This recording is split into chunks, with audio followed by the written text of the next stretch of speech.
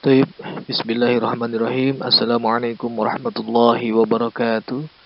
Alhamdulillahilladzi tatma'innu bidzikrihil qulub wa tantaliqu bil 'asaf wa tanfariju bil kurub wa taninu bis su'ub. Wassalatu wassalamu ala sayyidina wa nabiyyina al-mahbub wa ala alihi wa ashabihi wa man ilahi mansub. Amma ba'du. Hayya nabda darsana bi qiraati al-basmalah. Bismillahirrahmanirrahim.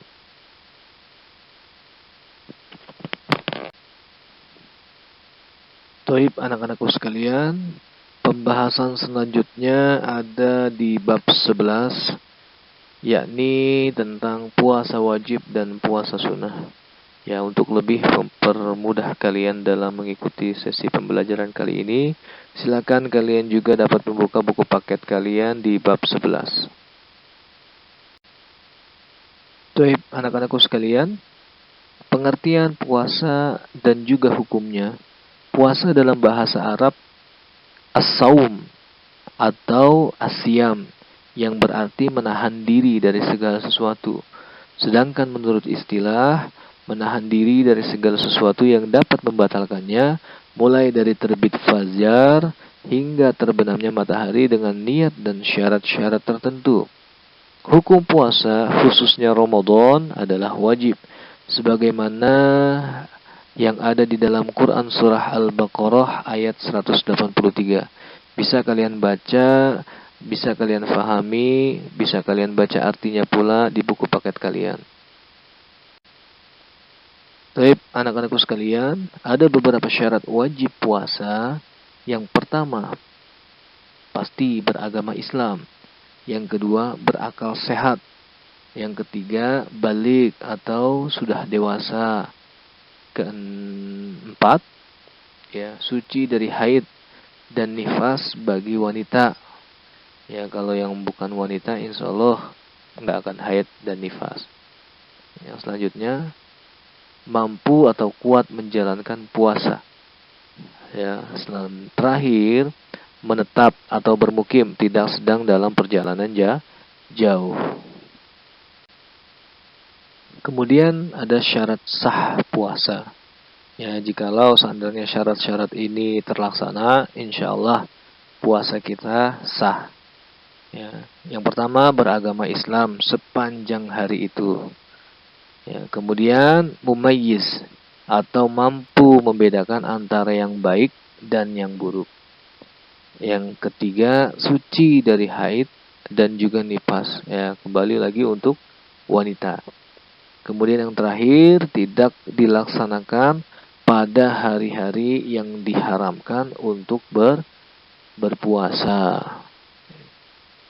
Kapan saja, ya, ketika hari raya Idul Fitri, ketika hari raya Idul Adha, dan juga hari-hari tasyrik, ya, 11, 12, 13 Zulhijjah. Itu nggak boleh puasa. Baik, anak-anakku sekalian, selanjutnya adalah rukun puasa. Rukun puasa ialah hal-hal yang harus dipenuhi oleh seseorang yang sedang menjalankan ibadah puasa. Jika tidak, maka puasanya menjadi tidak sah. Apa saja rukunnya? Yang pertama, niat. Innamal a'malu binniyat. Ya, segala sesuatu berawal daripada niat. Jadi niat dilakukan pada malam hari sebelum terbit fajar.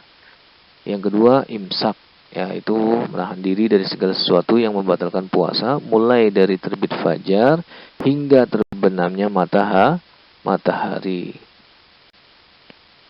Baik, anak-anakku sekalian, ada juga beberapa hal yang dapat membatalkan puasa. Yang pertama, makan dan minum dengan sengaja. Kalau nggak sengaja gimana, Pak? Nggak apa-apa, tapi jangan diteruskan. Ya, cukup dihentikan ketika kita sudah ingat. Yang selanjutnya, memasukkan sesuatu benda ke dalam rongga yang menerus seperti telinga, hidung, mulut, dan sebagainya. Atau bahkan yang ketiga, kita bisa muntah dengan sengaja. Selanjutnya, hilang akal, tiba-tiba gila, atau ayan. Nah, itu batal puasa kita. Ya, selanjutnya keluar darah haid atau nifas, khusus bagi wanita. Kemudian keluar sperma atau mani yang dilakukan dengan sengaja. Kemudian sebelum terakhir yakni bersetubuh, ya, khusus untuk pasangan suami istri, dilakukan ketika waktu puasa. Ya, kemudian yang terakhir, ya, murtad atau keluar daripada agama Islam. Ini semua adalah hal-hal yang membatalkan puasa kita. Baik, anak-anakku sekalian, berikut adalah sunnah-sunnah puasa. Ya, yang insya Allah kalau seandainya kita laksanakan, ya mudah-mudahan pahala selalu mengalir kepada kita. Apa saja? Yang pertama, bersegera berbuka puasa jika sudah masuk waktunya. Jadi jangan tunda-tunda lagi. Ya, selanjutnya berdoa sebelum dan sesudah berbuka. Selanjutnya memulai berbuka dengan makanan yang manis. Kemudian selanjutnya mengakhiri makan sahur. Kemudian memperbanyak sedekah. Dan juga melakukan sholat malam dan i'tikaf. Ya, itu semua adalah sunnah-sunnah yang dapat kita lakukan ketika kita berpuasa. Taib, anak-anakku sekalian, adapun macam-macam yang termasuk daripada puasa wajib, yang pertama sudah pasti adalah puasa ketika bulan suci Ramadan. Puasa Ramadan adalah puasa yang diwajibkan bagi setiap muslim selama 1 bulan penuh pada bulan suci Ramadan. Yang kedua, puasa nazar. Ya, apa itu? Nazar berarti janji dalam hal kebaikan yang mulanya bersifat tidak wajib menurut syara, tapi setelah dinazarkan hal tersebut menjadi wajib. Artinya puasa tersebut menjadi wajib. Contoh misalkan, saya mau puasa nanti 3 hari, kalau seandainya saya naik kelas 9. Nah, seperti itu. Jadi puasanya jadi wajib. Ya, jadi 2 macam puasa wajib. Yang pertama puasa Ramadan, yang kedua puasa nazar. Selanjutnya yang termasuk puasa wajib juga yaitu puasa kafarat. Apa itu puasa kafarat? Puasa kafarat adalah puasa yang dilakukan seseorang atas sebab tertentu dengan tujuan menebus dosa karena telah melanggar larangan yang diharamkan oleh Allah Subhanahu wa ta'ala. Untuk lebih jelasnya kalian bisa buka buku paket kalian. Kemudian di antara penyebabnya ialah, yang pertama bersetubuh di siang hari pada bulan Ramadan. Kedua, melanggar larangan-larangan pada saat ihram, baik ketika haji ataupun umroh. Selanjutnya, meninggalkan wajib haji atau melakukan haji tamattu atau qiran. Ya, ini semua penyebab daripada puasa kafarat yang menjadi wajib. Taib, anak-anakku sekalian, berikut adalah waktu yang diharamkan untuk berpuasa. Yang pertama, puasa pada tanggal 1 Syawal atau tepat hari raya Idul Fitri. Kemudian puasa pada tanggal 10 Zulhijjah, tepat pada hari raya Idul Adha. Dan juga puasa pada tanggal 11, 12, dan 13 bulan Zulhijjah atau yang biasa disebut hari tasyrik. Taib, anak-anakku sekalian, berikut ada orang-orang yang boleh tidak berpuasa ternyata. Ya, siapa saja mereka?